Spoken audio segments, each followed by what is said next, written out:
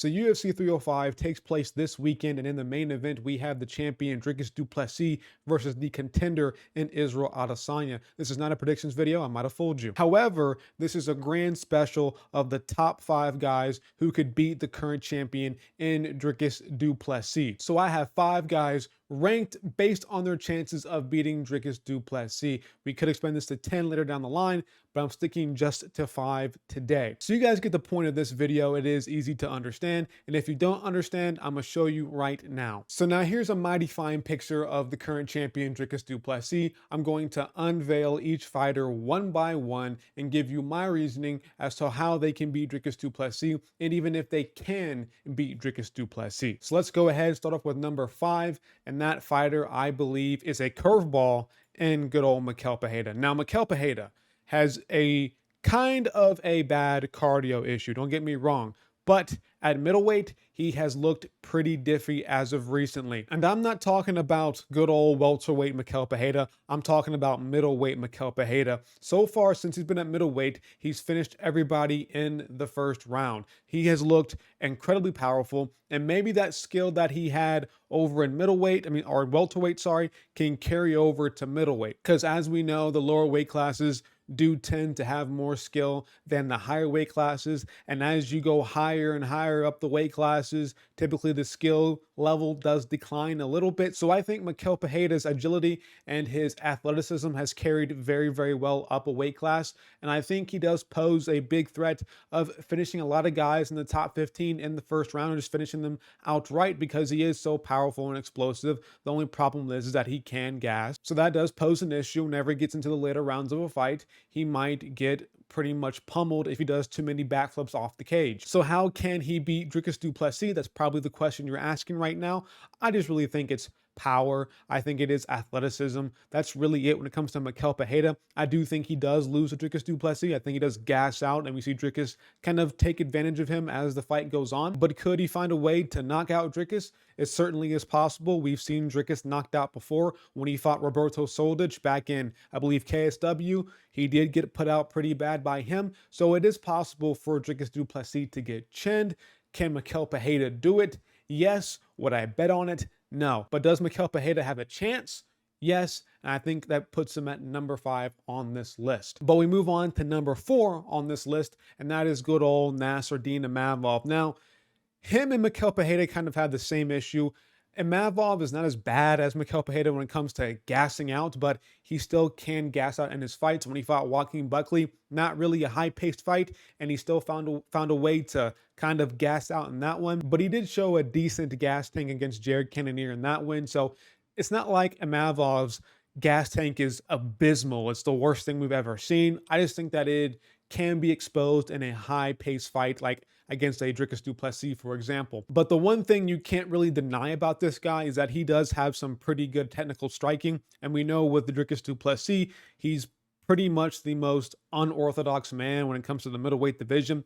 He doesn't throw punches like a traditional fighter.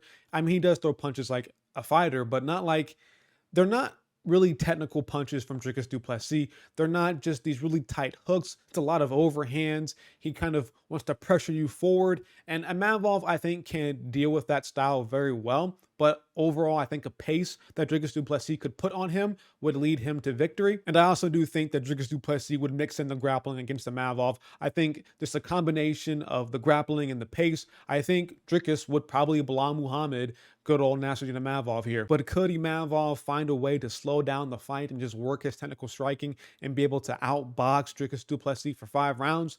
Maybe. Would I bet on it? No, but that is a possibility, so that lands him at number 4. If I'm being honest with you guys, not a lot of middleweights here I think can beat Dricus Du Plessis besides like the top 2 that I have on this list. And I forgot to mention that Imavov is kind of in the prime of his UFC career, or he's entering the prime of his career, only 28 years old. Same thing with Mikel Pereira, but he is 30 years old. So both 4 and 5 on this list still have age on their side. So they're coming into their prime. They do have chances. I just think that Imavov, with showing a better gas tank and having, I think, better technical striking, as well as being an athlete as well, but not at the extent of a Mikel Pereira athlete, but still being an athlete himself, I do think he has a chance of beating Dricus Du Plessis. Again, I don't think he wins, but there's a chance there for him. But moving on to our next fighter on this list at number 3, I do have good old Khamzat Chimaev. So I guess 5, 4, and 3 all have the same thing in common, and that is just a sus gas tank. And I think Chimaev has probably the sussiest one, excuse me. Just with these 3 guys, I feel like their gas tank is probably the biggest weakness of their game. But when it comes to Chimaev, he definitely has a worse gas tank than a Manavov. Maybe him and Mikhail Pereira are somewhat similar. It's kind of weird sometimes because we've seen Chimaev really gas out bad in fights, but when he fought Gilbert Burns, it wasn't that bad of him gassing out. Like, he was able to push through into that 3rd round and get a win. So it feels like Chimaev's cardio might be a hit or miss, but in a 5-rounder, I think it really does get bad for him. But I think from now on and moving forward, when we assess Chimaev in a 5-round fight, it's basically going to be something like, can you survive the first 2 rounds? And if you do survive Chimaev in the first 2 rounds, you probably can win, because Chimaev can pretty much finish anybody in the UFC in the first 2 rounds. Especially in the first round, we've seen him dominate Kamaru Usman. We've seen him dominate Gilbert Burns. We've pretty much seen Chimaev dominate everybody in the first round. Just that if you can survive that first round, then things might get a bit iffy for you. So in a 3-rounder, that's Chimaev's game. He can probably beat anybody in middleweight or welterweight in a 3-rounder. But when it comes to a 5-round fight, that's where I think things get a bit iffy for him against Dricus Du Plessis. And again, like I just said, if you can survive the first 2 rounds in a 5-rounder versus Chimaev, you have a real shot of beating him in a 5-round fight. But when it comes to him beating Dricus Du Plessis, there is always that X factor that he could go out there, take down Dricus Du Plessis, sub him, or find a nice punch on the chin and KO Dricus Du Plessis, because Chimaev is the most dangerous guy in the first round. Let's be real here. The only thing that I do worry about when it comes to Chimaev is what if they make it out the first, 2nd round, then things do really get iffy. But he can beat Dricus Du Plessis. He can go out there and just dominate. I think he will struggle on the ground when it comes to fighting Dricus. I think Dricus is big. He has a wrestling background, or he has a grappling background as well. We've seen him grapple plenty of times in the UFC, especially in KSW as well. So we know Dricus Du Plessis can handle himself on the ground as well. On the feet, we know he can do that as well. We saw him go toe-to-toe with Sean Strickland on the feet. So we know Dricus Du Plessis is good in pretty much on the feet and on the ground. So I do think that we're going to see Chimaev probably struggle trying to get him down or KOing him on the feet. I think he would win the first round and possibly the second, but I think after that, that's when Chimaev's chances, I think, get really, really low. But could he do it? Could he beat Dricus Du Plessis? 100%, and that's why he's at number 3 on this list. Now, moving on to number 2 on this list, I do have good old Israel Adesanya.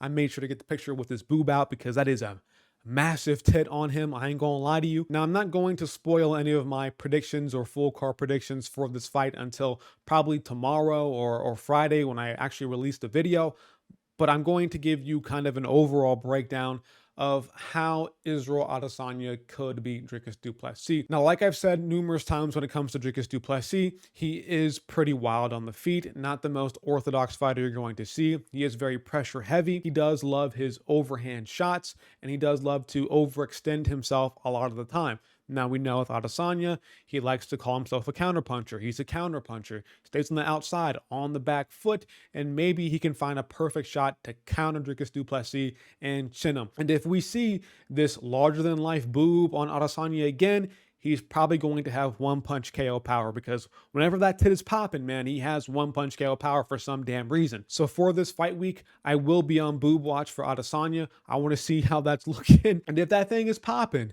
if that thing is big, then I might just take Adesanya. But we all know when it comes to Adesanya, he's been a former champion. We know that he can beat guys. He can make fights boring. He can make fights slow. He can spam low kicks. He can find ways to make this fight really cheesy for him and just stay on the outside and just pick at Dricus Du Plessis and just avoid his overhand and avoid his looping hooks. He can find ways to just overall avoid Dricus Du Plessis throughout a 5-round fight and just win on points. And if that's the case, Adesanya has a very, very strong chance of beating Dricus Du Plessis this weekend. Now, here's the opposite side of the coin for you Dricus Du Plessis guys like me. We saw Sean Strickland walk down Adesanya, avoid his best shots, and pretty much put the pressure on him and pretty much abused him for 5 rounds, beat him up for 5 rounds. And if we do some MMA math, we saw Dricus and Sean Strickland go at it, and Dricus had a good fair share of pushing back Sean Strickland and putting him on the back foot at moments in their fight. So I think Dricus can really find a way to pressure back Adesanya. Can he deal with the counter shots as well as Strickland did? That's a question that's left unanswered, and we'll have to wait for that fight to happen. But considering how close that fight was between Strickland and Dricus, I do think there is a equal skill level between them two, and I do think he has a chance of going out there and doing exactly what Strickland did to Adesanya, just making it by himself because he's Dricus, whatever. You know my point. I'm going to save my prediction. I'm not going to tell you what it is just yet. That's for a future video, so be on the lookout for that. But Adesanya number 2, because he does have a really strong chance of beating Dricus Du Plessis. Now moving on to the final fighter at number 1, numero uno, we do have good old Sean Strickland. We saw their first fight. We saw how competitive that fight was, and arguably it could have gone to Sean Strickland. I do think Dricus Du Plessis won that fight, but again, it was a very, very close fight, and you can make a really strong argument that Sean Strickland won that fight. I think they're evenly matched. I think they're perfect styles for each other. They clash, very similar. So maybe in a rematch in the future, we do get this matchup between Strickland and Du Plessis again, and I wouldn't be shocked at the very, very least if he goes out there and he beats Dricus Du Plessis throughout 5 rounds. It's certainly possible. The reason I picked Strickland over Adesanya is because we've already seen it. Now, I know he did lose technically to Dricus Du Plessis on paper, but there are some questions, and I think he did have a better performance against Strickland than what Adesanya did. So I just think by logical reasoning, I think Strickland deserves to be above Adesanya. Hell, I even believe that Strickland is more deserving of this title shot than a Adesanya, but the UFC, they get what they want. They want this big money fight. They want Adesanya in the title picture or winning the belt. And if he does lose, then it does benefit Dricus Du Plessis because he finally gets to have a huge big name fight versus Adesanya. So the UFC, I think, is happy with either decision between Adesanya and Dricus Du Plessis. So I think the UFC is fine with either Adesanya winning because they get their star back. And if Dricus wins, then he's in a big money fight that could propel his name value. But when it comes to Strickland, he's bad for business in the UFC's eyes. They don't really want him near the belt because of all the things that he says and things that he tweets. When it does come down to Sean Strickland versus Dricus Du Plessis, I do think Sean Strickland has the best chance of beating him because we've kind of already seen it, depending on how you've seen that fight. It's a good argument. So Sean Strickland at number 1. If you agree, disagree, comment section down below, let me know. But that is my top 5 list. If you enjoyed this video, like, subscribe, bell icon for notifications. But I'm out of here, guys. I'll see y'all later. Peace.